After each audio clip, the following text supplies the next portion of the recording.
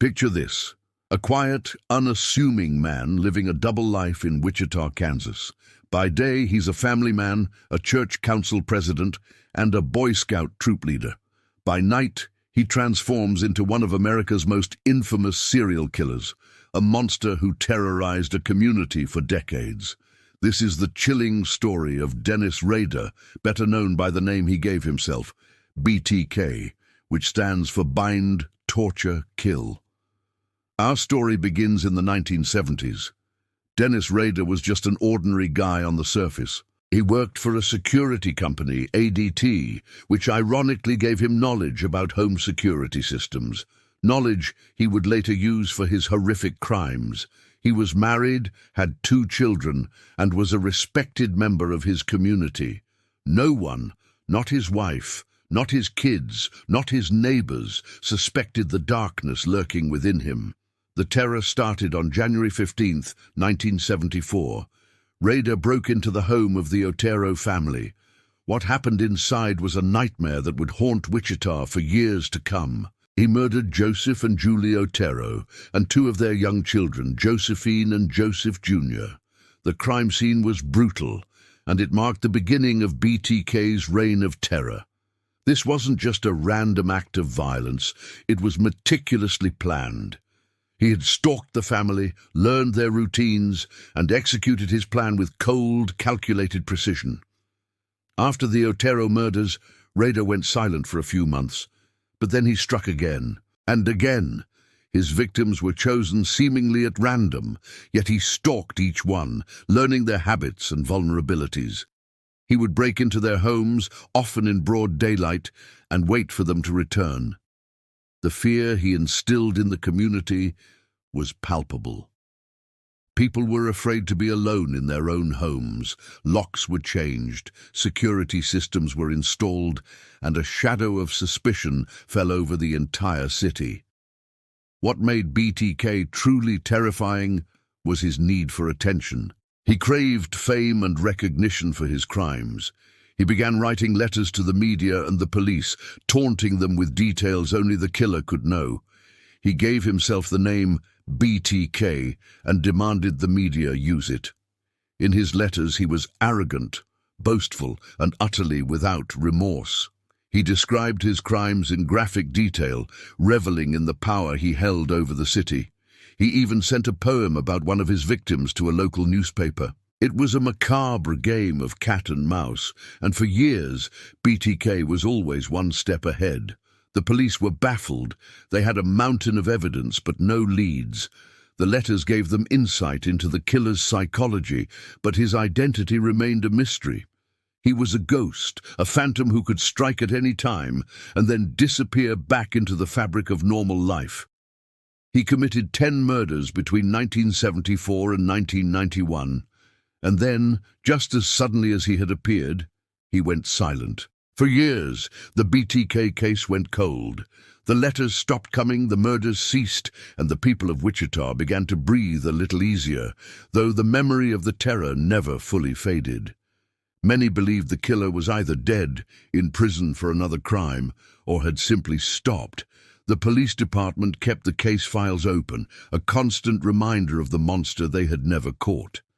Then, in 2004, 30 years after the first murders, something incredible happened. A letter arrived at the Wichita Eagle newspaper. It contained a copy of a victim's driver's license and photos from the crime scene. The taunting had begun again. BTK was back. Why now? Why after all these years? It seems Rader's ego couldn't stand the silence any longer. A local newspaper had run an anniversary story on the Otero murders, speculating that BTK was long gone. This apparently infuriated Rader. He couldn't stand being forgotten. He had to prove he was still out there, still in control.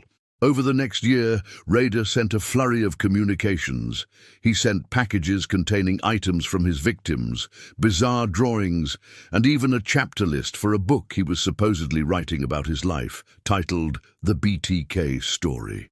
He was playing his old game, but this time, technology had changed. The police had new tools at their disposal, and Rader, a man stuck in the past, was about to make a fatal mistake. In one of his communications, he asked the police a curious question. Could he send them a floppy disk without it being traced back to him? In a move of brilliant police work, the authorities responded through a classified ad in the newspaper, telling him it would be safe. It was a lie, of course. Rader, believing them, sent a purple 1.44 megabyte floppy disk to a local news station. This was the break they had been waiting for 3 decades. The forensic team immediately went to work on the disk. Buried in the metadata of a deleted Microsoft Word document, they found 2 crucial pieces of information: the words Christ Lutheran Church and the name Dennis. The investigation zeroed in. They discovered that a Dennis Rader was the president of the church council at Christ Lutheran Church. The pieces were falling into place. It was almost too perfect to be true. This respected community man, this family man, could he really be the monster they had been hunting for 30 years? The police needed definitive proof. They secretly obtained a DNA sample from Rader's daughter from a pappy smear she had taken at a university medical clinic. They compared her DNA to the DNA found under the fingernails of one of BTK's victims from decades earlier. It was a familial match. They had him. On February 25, 2005, Dennis Rader was driving home from work when he saw police cars lining his street. He was pulled over and arrested. At first he was calm, almost detached. But during the interrogation, as the evidence was laid out before him, the facade crumbled. Detective Ken Landwehr, who had been chasing BTK for years, asked him, "Mr. Rader, it's been a long time. Do you know why you're here?" Rader, after a long pause, simply replied, "Oh, I have my suspicions. The floppy disk." He then confessed. In a chilling 30-hour-long confession, he recounted every single murder in cold, emotionless detail. He showed no remorse, no empathy. He spoke of his victims as if they were objects, projects he had completed. The man who had hidden in plain sight for over 30 years was finally unmasked. The news sent shockwaves through Wichita and the entire country. His own family was devastated. His wife, Paula, had been married to him for 34 years and had no idea. She was granted an emergency divorce. His children had to reconcile the image of their loving father with the reality of a monstrous serial killer. It's a stark reminder that we can never truly know what goes on behind closed doors. Dennis Rader was sentenced to 10 consecutive life sentences, one for each of his victims. He is currently serving his sentence at the El Dorado Correctional Facility in Kansas, where he will remain for the rest of his life. The story of BTK serves as a chilling testament to the dark side of human nature and the incredible persistence of law enforcement. A man who craved fame for his evil deeds ultimately got his wish, but not in the way he imagined. He is not remembered as a criminal mastermind, but as a pathetic, arrogant man whose own ego led to his downfall. Thank you for watching.